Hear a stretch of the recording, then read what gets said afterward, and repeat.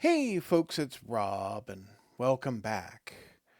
Today, a special seasonal item. Uh, as you can see here, Night of the Living Dead by Alan Varney. A catacombs book set in the Forgotten Realms. It's a solo quest. This entire book is a solo adventure. And that's what we're gonna do a run. We're not gonna do the entire book, but we're gonna do a run. I haven't played this in like 35 years.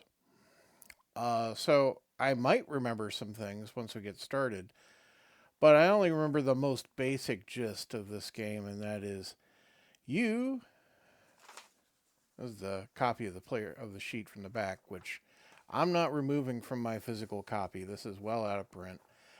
You can't even buy a PDF on RPG on drive-through RPG.net. But this is the original back here, and you can see this.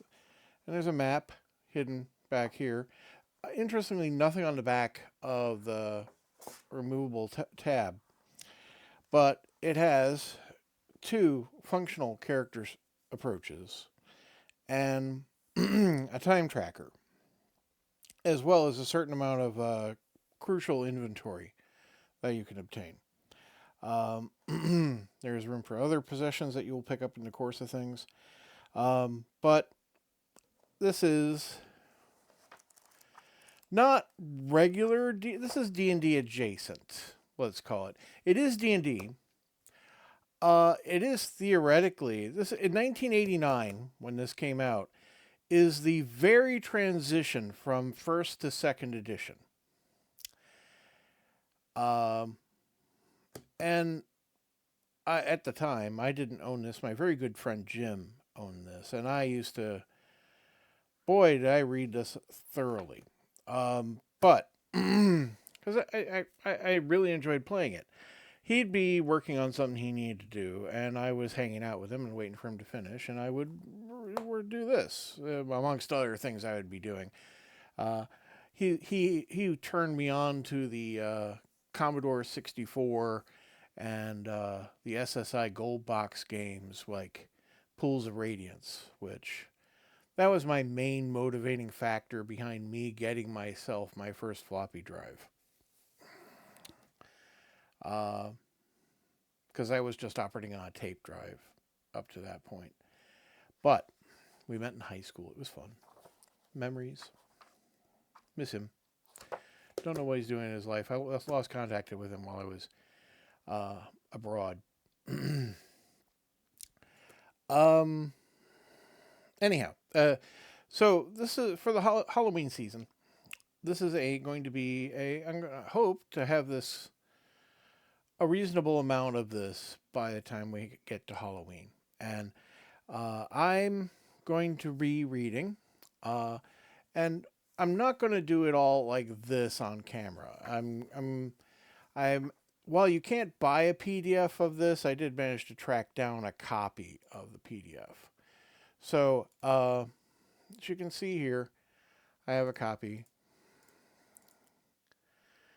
of, you know, scanned in here. And we'll be using this for anyone who wants to read along. I will be using my physical copy while we're here, but I really don't want to crush the spine out, so it makes it terribly visible on camera, right? Because again, I'll just flip back here. You can see this ain't so great for those of you who want to read along, right? um, but I will have it here present, rest assured. And I think this is a great book. You'll have a great time with me if you like this kind of thing. Uh, we'll have the introduction, and then I believe the next part will be about functionally playing the game, and then we'll start actually making decisions, right? So let's move into this, shall we? Introduction. The watchers on the city walls did not see the dead. Although 2 miles off and marching closer, the dead army aroused no alarm. Guardsmen shivered in scale mail on the battlements of Castle Waterdeep. They huddled over bewitched torches that no wind could extinguish, cursed the winter weather, but raised no cry, none that is except, "Half on from 11, all's well." It was 11:30 at Waterdeep, that great coastal metropolis. Proof against attack for centuries, it now slept soundly, half in an hour from ruin. The bored sergeant answered, "All's well, keep on." In silence, the dead kept on. Now and then one limped, dragging its withered foot over the rocky path, shredding the papery flesh and scratching the bone beneath. Another dead jerked to the left with every step, fighting the twists of their spines. Sometimes a vampire bat flew overhead, and the dead looked up reverently. "Isn't it beautiful?" said one lover to another as they both gazed up at the sky. Dense clouds blowing in from the trackless sea made the night powder gray. But the young man and woman pretended they saw the moon saloon. "Yes," the other replied, "pretty and so not white.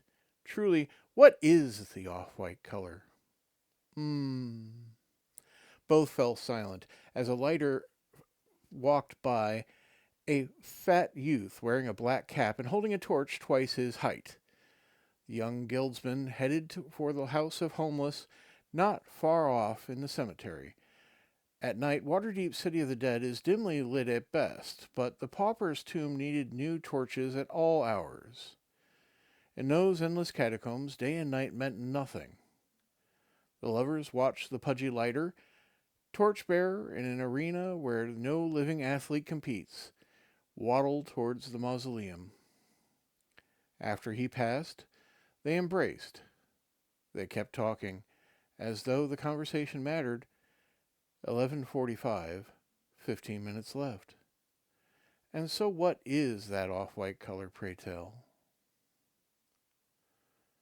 A mile away now, the dead reached torchlight. It showed the pallor of off-white skin stretched drum-tight over rib cages, dry, sunken eyes squinting in the light, and the teeth smiling perpetually without gums or lips to mask them. Among the flesh-eaters, one had gone mad. It stumbled towards Waterdeep from the mere of dead men, the salt swamp far to the south. On the journey, its hands began to twitch, perhaps in eagerness. Joining the other marchers, the wraiths and zombies and clacking skeletons, the mad ghoul could not control its twitching. It clutched one hand and the other until its claws raked the skin open, but the tremors grew. It pounded its arms against a rock wall, leaving trails of powdered blood, but the tremors grew. Miles later, the ghoul's limbs were shaking violently. Like a dying animal, it knew that there was no hope, that so near to its goal, less than a mile now, it would fall. It would not take part in cathexis. The ghoul then went berserk. It ripped into its fellows with instinctive cruelty, slashing at eyes, tearing just under the jaws, kicking at abdomens. The other fell upon it like jackals, their response equally vicious. They dashed it against the wall, and it lay still. Such was their eagerness that none of the dead stopped to eat the carrion. Only 5 minutes now. 5 minutes, and not a moment longer. I told my master as I would be back at the guild hall before midnight, and here it is 5 minutes away. The lovers huddled closer as they walked. The crypts in the city of the dead could not block the biting wind. They wandered towards the light, around Algarian's statue. Ah! The man started back. Look out! It's a grave. What, in a cemetery? She laughed. By the gods, call the watch at once. No, in truth, this looks fresh. They never bury people in the ground here, do they? There's no marker, only a pile of dirt by the path just under this tree. Then how do you know it's a grave? And if it is, what of it? As they say, the city of the dead hides many secrets. Yes, but the man had spent hours walking among 100 crypts, but to him they were just buildings. Now he stared at the grave, fascinated. Come now, the woman said, pulling him down the path. In the torchlight at the base of the monument they kissed.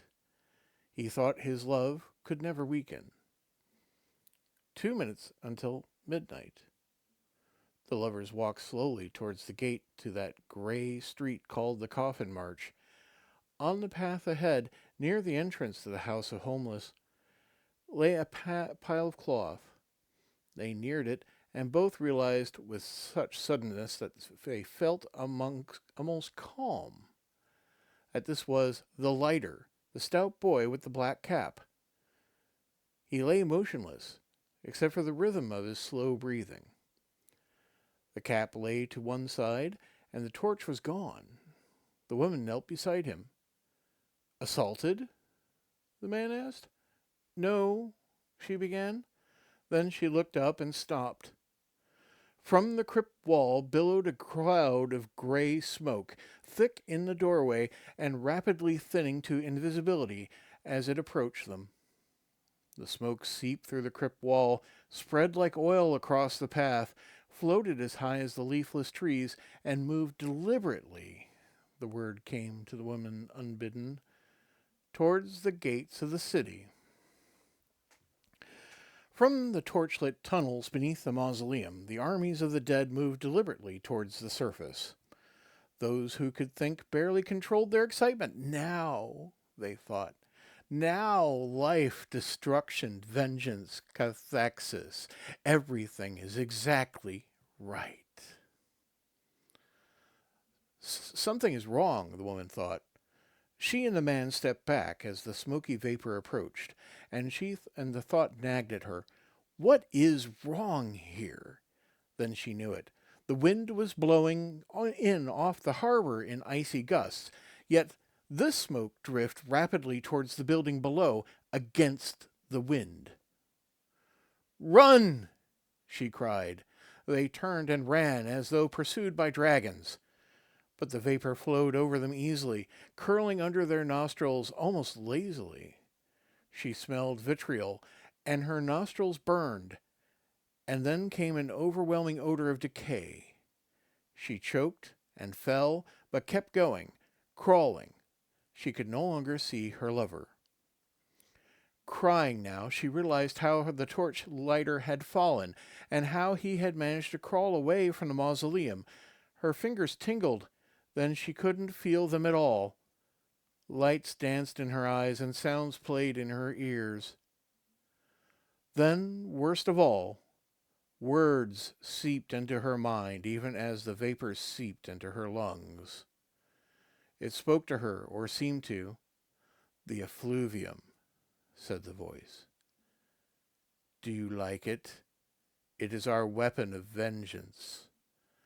All who live are helpless in its influence. We could have killed you, and can yet kill you, as well as all others alive in Waterdeep. But that is not justice. Sleep now, and the effluvium will provide your nightmares. Sleep until we waken you, in time to see your city ruined, demolished, your precious city walls at Caldera. Then you will die, and we will live. That is the justice of the unliving. The woman reached the base of Algarian's statue. Others lay on its steps, lovers and city watchmen and rogues. In the distance, a monument to the city's warriors, A scene of heroic battle, of triumph over hordes of barbarians, hobgoblins, and orcs, loomed through the smoke.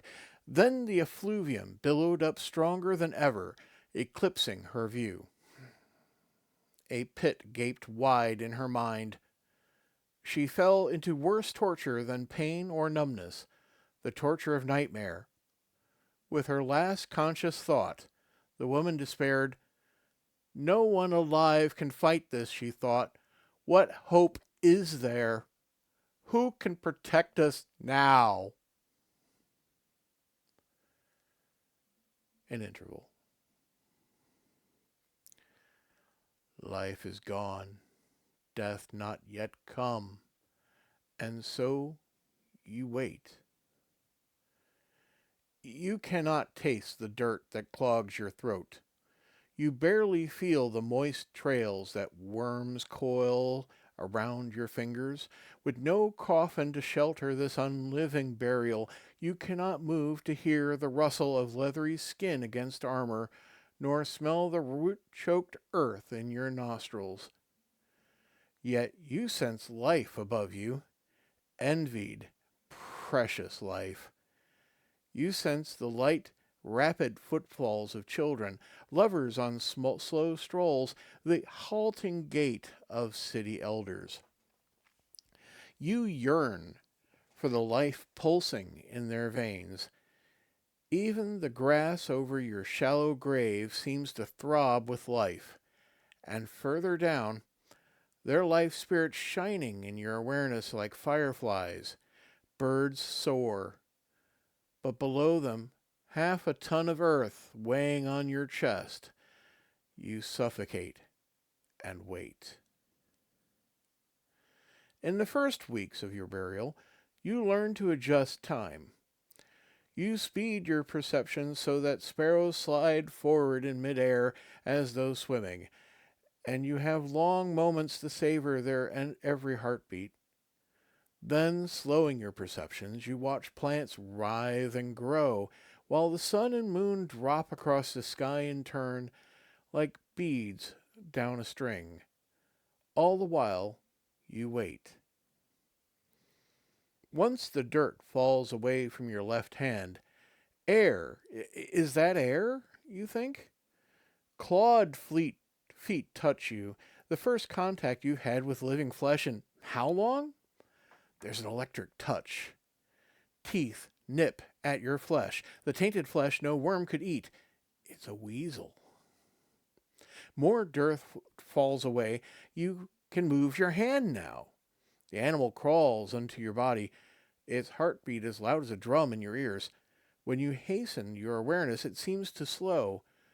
When its paw trembles like a flower following the sun, you strike. Your fingers clench on matted fur. The weasel shrieks, twists, bites, but you feel nothing except your own desperation. Life. Here is existence, treasure above all, you think. You cannot bear to let this living spirit depart. Yet, though you do it no harm, though you slow time until each day crawls by like a century, in the end the weasel life escapes you, even when its body could not. So fragile. Once you possess that sweet, fragile gift of life, or rather you kept its custody until it was taken from you. The weasel lives no more, but you cannot bear to release it. No others come. Waiting, you speed time to a headlong pitch. Slow thoughts grow like trees in your mind, while real tree roots squirm past you. Groundwater seeping down from seasonal rainfall hits your undecaying flesh, and you feel the impact like hard rain. You note distinctly that the weasel is now only a skeleton. And then the weasel speaks to you. Quiet down here, isn't it? Remarkably, you feel no surprise. So you think, here it is at last. The darkness, the suffocating closeness of the earth, the endless solitude and paralysis, the constant thirst for a breath of air. At last, these tortures have twisted your mind upon itself. Your own subconscious mind speaks. It's fearsome to think how easily your spirit, disciplined for decades in a great cause, shatters after the isolation of what? 5 years? 1 year? You try to recall the nature of that great cause. You can ignore me, says the weasel, but I don't see what good it'll do you. This is madness. And yet, why not give in to madness and talk to yourself? Why should half a ruined temple stand apart from the other? You mean to speak, but soil traps your tongue. It does not matter, for thought serves as speech. What are you, you ask? Just a weasel.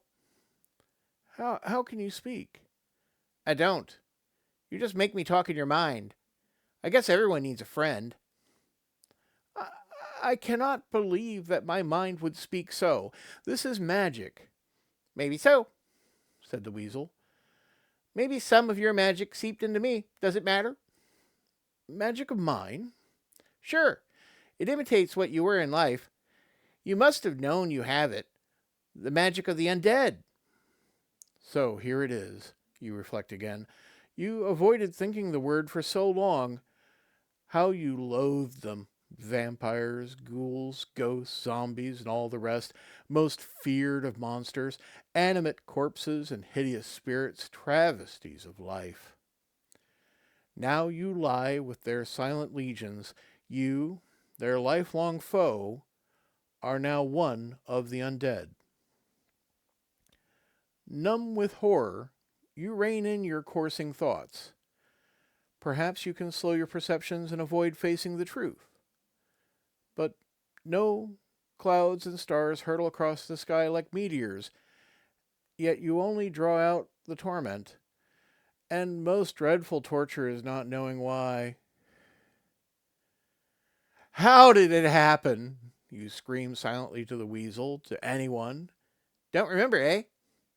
You do not. The past hangs here, fog light, just light out of reach. Does your amnesia spring from the trauma of death or from your own mind's refusal to confront its behavior?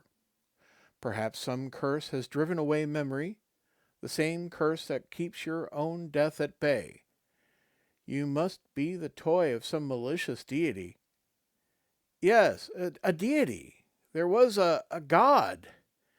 You served him. You were a great warrior in the cause of justice, a paladin known for purity and courage.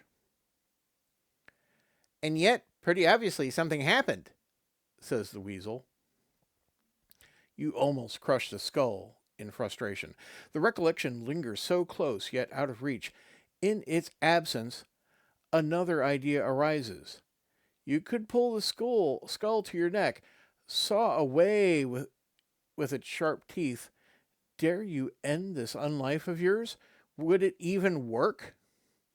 Give it a try, says the weasel. Couldn't hurt. How many days flash by above you while you muster the courage? Even in your slowed perceptions, your hand inches up unbearably slowly. For a set moment, you experience a stream of sensation, faces and sounds, but now you dismiss it as a hallucination. Now you dig at the dirt, and the skull's teeth scrape under your breastplate, under your collarbone. You dig away dirt, and now your neck. The earth on your chest lightens. In your clogged ears, you hear a trumpet light blare, urging you up, up. Like a wakened sleeper, you start in surprise, and your senses slip back to normal time rate. The dirt of the grave is lifting away. Dust falls on your dry cheeks. At last, your long wait nears an end. And at that, I will finish today's recording. Thank you very much for listening. If you like this, I would ask that you give me a thumbs up or a like. If you like my content, a subscription is always welcome. But always, I thank you very much for your time. Have a great day. Goodbye.